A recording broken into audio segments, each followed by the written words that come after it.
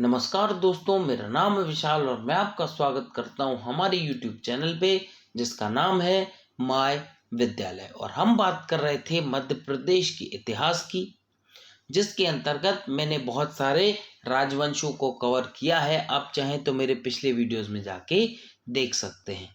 और इस वीडियो में बात करेंगे हम कलचुरी राजवंश की और चंदेल राजवंश की। तो बात करते हैं सबसे पहले कलचुरी राजवंश की। कलचुरी राजवंश की दो शाखाएं थीं। पहला माहिष्मती के कलचुरी, दूसरा त्रिपुरी के कलचुरी। 5वीं-6वीं शताब्दी के समय अखिल भारतीय गुप्त राजवंश की शक्ति कम होने लगी। संपूर्ण भारत में फैले गुप्तों के सामंतों ने स्वयं को स्वतंत्र राज्य या स्वतंत्र राजा घोषित करना शुरू कर दिया। एमपी के क्षेत्र में भी यही परिस्थितियां उत्पन्न हुई। इन्हीं परिस्थितियों में एक उल्लेखनीय राजवंश उदित हुआ जिसे कलचुरी राजवंश के नाम से जाना जाता है। विभिन्न साहित्यिक एवं पुरातात्विक प्रमाणों के आधार पर कलचुरी वंश की उत्पत्ति के प्रमाण मिलते हैं। अभिलेखों में इस वंश को चंद्रकुल से उत्पन्न सोमवंशी क्षत्रिय बताया गया। कुछ ऐतिहासिक विद्वानों ने एवं पुरातत्वविदों ने कलचुरी की उत्पत्ति विदेशी मूल से मानी है, परंतु इनके द्वारा प्रस्तुत प्रमाण निराधार हैं, जिनका कोई आधार नहीं है। कलचुरी मूलतः भारतीय मूल के थे। यह उनके रजत सिक्कों के अभिलेख से प्रमाणित होता है। कलचुरी राजवंश भारत में एक बड़े क्षेत्र में फैला तथा दीर्घकाल तक फला फूला राजवंश था। इस राजवंश की कई शाखाएं थीं, समय समय पर जो कि अस्तित्व में आई, परंतु सर्वाधिक प्राचीन एवं महत्वपूर्ण शाखा माहिष्मती शाखा थी। विद्वानों के अनुसार एमपी के 3 क्षेत्र महेश्वर, ओमकारेश्वर तथा मंडला क्षेत्र, जो नर्मदा नदी के तटवर्ती क्षेत्र थे, समेकित रूप से संभवतः माहिष्मती कहलाए। कलचुरियों की सबसे पहली ज्ञात माहिष्मती में राज करती थी। पहली शाखा माहिष्मती में राज करती थी। इस शाखा के 3 प्रमुख राजाओं के नाम मिलते हैं, जो इस प्रकार हैं। कृष्णराज। अब बात करते हैं कृष्णराज की। कृष्णराज 550 से 575 ईस्वी। कृष्णराज प्रथम कलचुरी शासक माने जाते हैं। इन्होंने माहिष्मती को अपनी राजधानी बनाया। कर्नाटक से प्राप्त कलचुरियों के अभिलेख से ज्ञात होता है कि कृष्णराज ने मालवा, गुजरात, कोंकण, विदर्भ सहित विस्तृत क्षेत्र पर अपना प्रभुत्व स्थापित किया, यानी अपना राज जमाया। कृष्णराज प्रथम जन्म से ही पशुपति का भक्त, कुल की समृद्धि और कीर्ति का विस्तारक, सब दोषों से मुक्त, राज्य के सप्तांगों राजा, अमात्य, मित्र, कोश, भूमि, अरण्य तथा सेना का स्वामी, सही मार्ग में राजसी शक्तियों को पाने वाला तथा सफल व्यक्ति कहा गया। अब बात करते हैं शंकर गण की। कृष्णराज का पुत्र तथा उत्तराधिकारी था। शंकर गण से संबंधित 2 ताम्रपत्र अभिलेख प्राप्त हुए हैं। पहला अभोण ताम्रपत्र, दूसरा संखेड़ा ताम्रपत्र। अब बात करते हैं पौत्र की, यानी उसके पोते की। बुधराज माहिष्मती शाखा का अंतिम ज्ञात राजा तथा शंकरगण का पुत्र। बुधराज को बादामी के चालुक्य शाखा के राजा मंगलेश ने पराजित किया था। इसकी पुष्टि महाकूट अभिलेख से होती है। अब बात करते हैं त्रिपुरी शाखा की। कलचुरियों की त्रिपुरी शाखा। संस्थापक कोक्कल प्रथम। कोक्कल प्रथम को इस शाखा का वास्तविक शासक माना गया है। कोक्कल प्रथम ने विभिन्न राजवंशों से वैवाहिक संबंध स्थापित किए। इसने चंदेल वंश की नट्टा देवी से विवाह किया। कोक्कल प्रथम ने अपनी पुत्री का विवाह राष्ट्रकूट शासक कृष्ण द्वितीय से किया। बिल्हारी पाषाण लेख में उसे समस्त पृथ्वी का विजेता बताया गया है। वाराणसी ताम्रपत्र से यह ज्ञात होता है कि इसने भोज से तात्पर्य गुर्जर प्रतिहार राजा भोज प्रथम से है। वल्लभराज चित्रकूट के स्वामी श्री हर्ष तथा शंकर गण को उनके शत्रुओं के विरुद्ध सहायता प्रदान की। कोक्कल प्रथम के वंशजों में कलिंगराज हुआ, जिसने कलचुरी वंश की तुम्माण शाखा बिलासपुर छत्तीसगढ़ की स्थापना। राजशेखर की विदुषाल भंजिका में युवराज देव प्रथम को त्रिलिंगाधिपति की उपाधि दी गई है। सुप्रसिद्ध कवि एवं नाटककार राजशेखर गुर्जर प्रतिहारों का राज दरबार छोड़कर युवराज देव प्रथम के राज दरबार में आया। उसने त्रिपुरी में रहते हुए विदुषाल भंजिका नाटक एवं साहित्य शास्त्र काव्य मीमांसा की रचना की।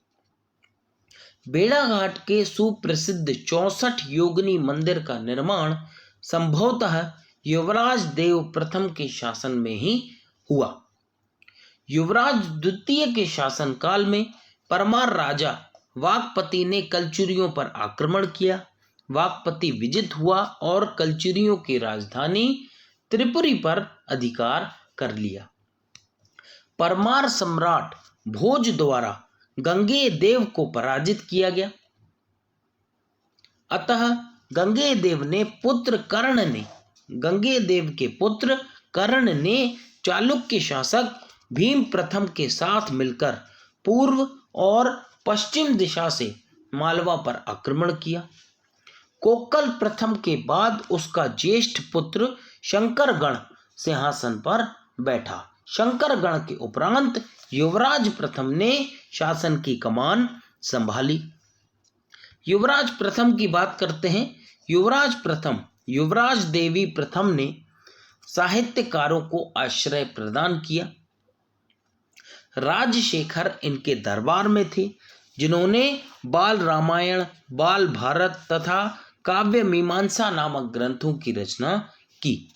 युवराज देव प्रथम ने जबलपुर के भेड़ाघाट में 64 योगिनी मंदिर का निर्माण करवाया तथा दमोह के नोहटा में नोहलेश्वर मंदिर का निर्माण कराया। युवराज देव प्रथम के मंत्री गोलक का एक शिलालेख बांधवगढ़ से प्राप्त हुआ। युवराज प्रथम के बाद उसका पुत्र लक्ष्मण राज सिंहासन पर बैठा।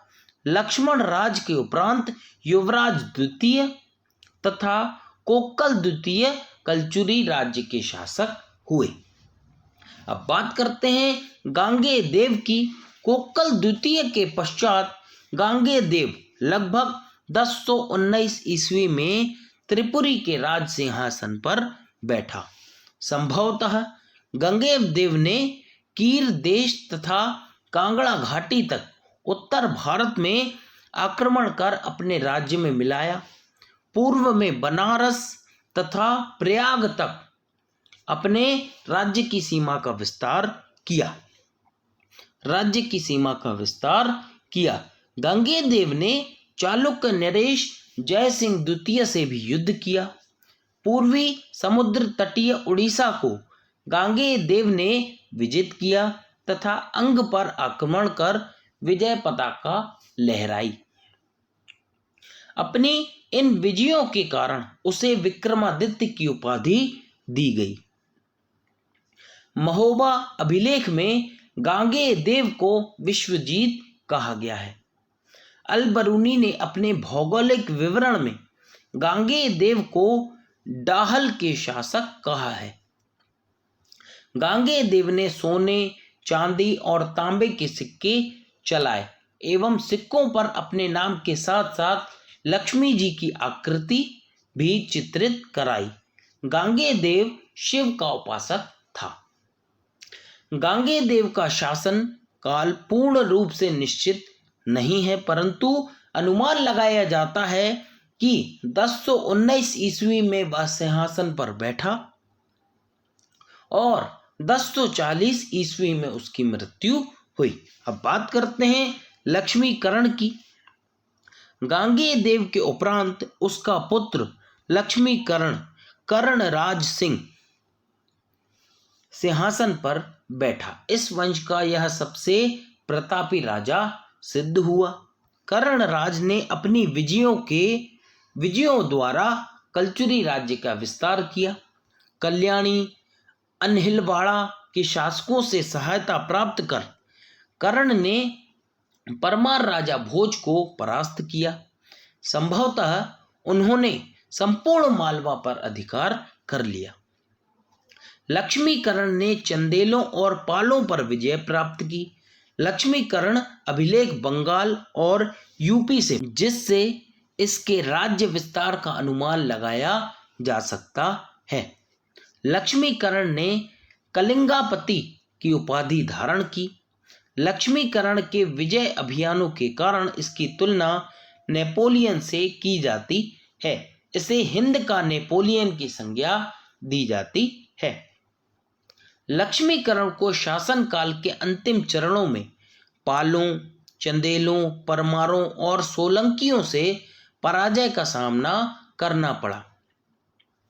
कर्ण की प्रारंभिक विजयों का कोई स्थायी प्रभाव नहीं पड़ सका। लक्ष्मीकरण ने अमरकंटक में एक शिव मंदिर का निर्माण कराया तथा कटनी के निकट पुष्पावती वर्तमान बिलहरी नामक नगरी बसाई एवं जबलपुर के समीप अपने नाम पर कर्णावती नगरी बसाई। 1072 ईस्वी में कर्णराज ने अपने पुत्र के लिए सिंहासन छोड़ दिया। इसके बाद राजा बना यशकर्ण, गयकर्ण, फिर बना आखिरी राजा जय सिंह। इस वंश का आखिरी राजा था जय सिंह। देवगिरी के यादव वंशी नरेश जैतुगी प्रथम ने विजय सिंह की हत्या कर त्रिपुरी के कलचुरी वंश का उन्मूलन कर दिया। अब बात करते हैं जेजा भुक्ति के चंदेलों की। उत्तर प्रायद्वीपीय पठार के यमुना और नर्मदा नदी के मध्य में बुंदेलखंड क्षेत्र में 8वीं से 12वीं शताब्दी के मध्य राजपूत कालीन प्रसिद्ध राजवंश चंदेल वंश ने शासन किया। बुंदेलखंड के इतिहास में चंदेलों का विशेष योगदान रहा है। चंदेल शासक महान विजेता एवं कुशल शासक ही नहीं अपितु कला एवं संस्कृति के संरक्षक भी थे। चंदेल कालीन बुंदेलखंड को जेजाक भुक्ति कहा जाता था। चंदेलों ने प्रारंभ में गुर्जर प्रतिहारों के सामंत के रूप में शासन का संचालन किया। 10वीं शताब्दी में यशोवर्मन और धंग के समय चंदेल शासक व्यवहारिक रूप से स्वतंत्र हो गए। हर्षवर्धन की मृत्यु के बाद गहरवारों ने इस पर अधिकार कर लिया था। गहरवारों को पराजित करने वाले प्रतिहार थे। चंदेल नरेश जयशक्ति जेजा के नाम पर चंदेलों के प्रदेश बुंदेलखंड को जेजाक भुक्ति कहा गया। वैसे तो इसके बहुत सारे राजा हैं, लेकिन हम बात करेंगे मेन राजाओं की जिन्होंने कुछ कार्य किए या जो अक्सर एग्जाम्स में पूछे जाते हैं। बात करते हैं सबसे पहले नन्नुक, जिसको इस वंश का प्रथम शासक माना जाता है। चंदेलों का आदि पुरुष नन्नुक को माना जाता है। इन्होंने 831 ईस्वी के लगभग खजुराहो के पास एक छोटे से क्षेत्र में चंदेल वंश की नींव डाली। दूसरा यशोवर्मा यद्यपि परिहारों प्रतिहारों के अधीन शासक था, परंतु व्यवहारिक रूप से स्वतंत्र था। खजुराहो के शिलालेख से उसके विभिन्न सैन्य अभियानों की जानकारी मिलती है। यशोवर्मन के सैन्य अभियान। कालिंजर सर्वाधिक महत्वपूर्ण विजय कालिंजर विजय थी। मालवा विजय। खस जाति। हिमालय पर रहने वाली खस जाति को भी यशोवर्मा ने पराजित किया। इन्हें ही खोखर कहा जाता था। मिथिला प्रदेश।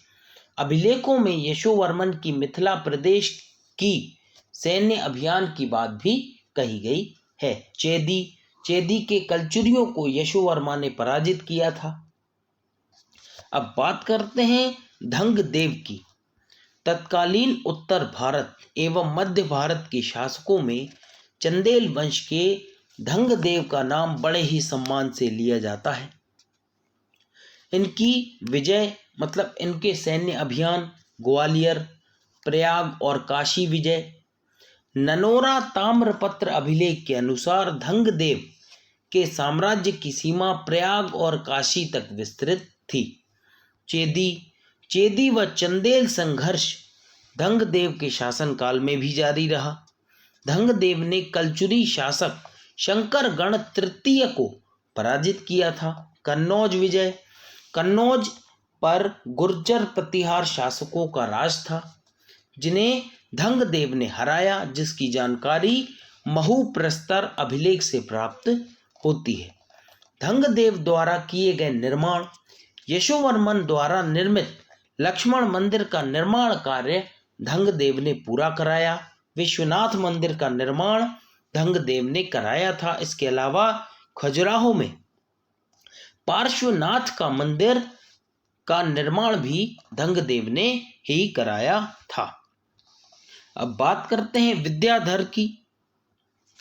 यशोवर्मन और धंगदेव के समान ही विद्याधर का काल भी चंदेलों के शासन काल के चरमोत्कर्ष पर था। तुर्की आक्रमणों का महमूद गजनवी का विद्याधर ने बड़ी कुशलता से प्रतिरोध किया, उसको रोका। विद्याधर ने लुगात ए हिंदवी नामक कविता की रचना की। महोबा के कीरत सागर का निर्माण चंदेल नरेश कीर्ति वर्मा ने कराया। कालिंजर का बुड्ढा बुड्ढी तालाब का निर्माण कीर्ति वर्मा ने कराया। विजय अभियान। विद्याधर ने परमार शासक राजा भोज के उत्तरी अभियानों का सफलतापूर्वक विरोध किया। विद्याधर ने कलचुरी शासक गंगेदेव को पराजित किया था। 1019 ईस्वी में महमूद गजनवी और विद्याधर के मध्य संघर्ष हुआ। महमूद ने बुंदेलखंड पर आक्रमण किया, जिसमें विद्याधर हार गया। बात करते हैं आखिरी चंदेल राजा की, परमार्दी देव। चंदेल वंश के प्रतापी राजा परमार्दी देव ने 1164 से 1203 तक शासन किया। इन्हें परमाल नाम से भी जाना जाता है। परमार्दी देव ने कालिंजर तथा महोबा को अपनी राजधानी बनाया। प्रसिद्ध कवि जागनिक इन्हीं के दरबारी कवि थे, जिन्होंने परमार्दी देव की प्रशंसा में परिमल रासों की रचना की। आल्हा और ऊदल परमार्दी देव के वीर सेनापति थे, जिनके सम्मान में जागनिक ने आल्हा खंड की रचना की। परमार्दी देव के सैन्य अभियान। कलचुरियों पर विजय। चंदेल गहड़वार संबंध। कन्नौज नरेश जयचंद्र गहड़वार से प्रारंभ में शत्रुता रही, दुश्मन थे, परंतु बाद में दोनों राजवंशों के मध्य मित्रवत संबंध स्थापित हुए। कहा जाता है कि पृथ्वीराज चौहान के आक्रमण के समय जयचंद ने चंदेलों की सहायता की थी। चौहान चंदेल युद्ध 1182 ईस्वी। अजमेर के शासक पृथ्वीराज चौहान और परमार्दी देव के मध्य युद्ध हुआ। इस युद्ध में पृथ्वीराज चौहान की विजय हुई और उसने महोबा और उसके आसपास के क्षेत्रों पर अधिकार किया। पृथ्वीराज चौहान ने जेजा भुक्ति पर आक्रमण किया। इस युद्ध में परमार्दी देव के कुशल सेना नायक ऊदल शौर्य पराक्रम के साथ युद्ध करते हुए युद्ध भूमि में वीर गति को प्राप्त हो गए। परमार्दी देव की पराजय के पश्चात जेजा भुक्ति पर चौहानों का आधिपत्य स्थापित हो गया। बुंदेलखंड में कुतुबुद्दीन का आक्रमण। मोहम्मद गौरी द्वारा दिल्ली और कन्नौज की विजय के बाद कुतुबुद्दीन को इस क्षेत्रों का शासक बनाया गया। दिल्ली सल्तनत की सीमा अब चंदेल अधिकृत क्षेत्रों से मिलने लगी। अतः कुतुबुद्दीन ऐबक ने कालिंजर पर 1202 ईस्वी में आक्रमण कर दिया और 24 मार्च 1203 को कालिंजर पर अधिकार कर लिया। इस प्रकार चंदेलों की पराजय हुई। आज का वीडियो हम करते हैं यहीं समाप्त। अगले वीडियो में बात करेंगे हम राष्ट्रकूटों की। Thank you.